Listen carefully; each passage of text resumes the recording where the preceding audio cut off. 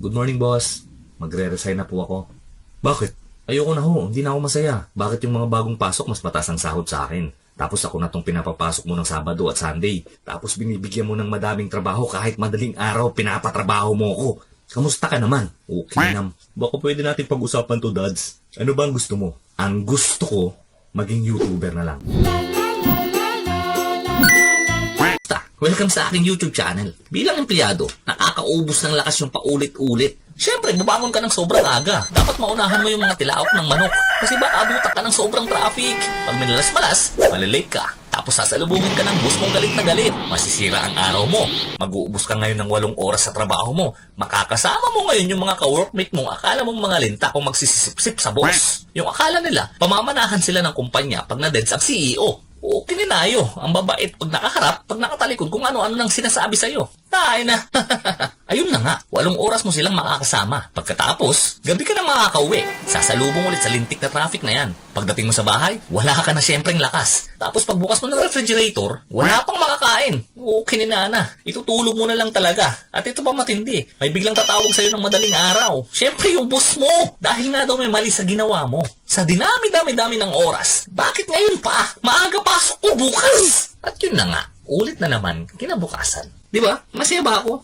Oo naman, masaya ako. Dahil kumikita ako ng pera mula sa pinagtatrabahuhan natin. Siyempre pang bayad ng monthly bills. Tubig, kuryente, luho, utang mo kay Aling Pasing, sa tropa mo, sa boss mo, bayad sa motor, pagkain, pambili ng singsing na 299, at marami pang iba. Kaso iba pa rin yung saya nung hilig mo nung bata ka, di ba? Example, nung bata tayo, yung pagdodrawing. Sobrang saya natin kapag nakapag-drawing tayo. Lalo-lalo na kapag na-drawing natin yung mga paborito nating anime. Sino ba naman hindi? Siyempre, walang iba kundi si Son Goku, si Eugene, si Vincent na may Black Dragon Spirit, Naruto, One Piece at higit sa lahat kung batang 90s ka, siyempre yung Power Rangers. Tama, isa ako sa mga batang 90s. Naalala nyo pa ba nung gumagamit tayo ng libro o notebook para lang mapagalaw ang ating mga drawings? Ginagawa nating flipbook. Alam kong ginawa nyo na rin yan. O diba, dahil sa hilig natin sa pagdodrawing, imbis na mag-outline tayo, pinuno natin ng drawings ng ating mga notebook hanggang sa likod, tapos pag-uwi na rin sa bahay, ganito ang sitwasyon. Anak, patingin nga ng mga notebook mo, titignan ko lang yung mga pinag-aralan nyo, tsaka yung assignment mo. Eto po tay. Okay na ng ubing, kanino ka ba nagmana? Sa kanya talaga ako nagmana. Ayos. Okay ni Nana. Kaya naisipan ko, ba't di na lang ako gumawa ng sarili kong YouTube? Total, nung bata ako, mahilig ako mag-drawing. At ako lagi ang bida pag art subject na. Hinahangaan ka ng classmate mo, feeling mo super galing mo, at pakiramdam mo superhero ka. Nakakaangat ka. Sarap sa feeling, di ba? Pero pagtapos nun, tahimik ka na naman. Kaya ito, nakapag-desisyon na ako. Gusto kong maging isang YouTuber. Gusto kong magpasaya ng mga tao. Gusto ko rin mang-inis ng mga tao. Joke. At gusto ko rin magkwento. May manood man, walang manood, may magalit, iba siya ko. Sige lang.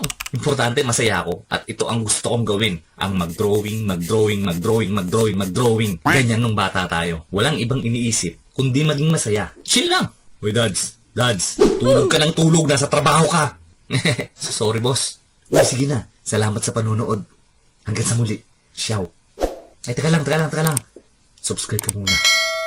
Bye.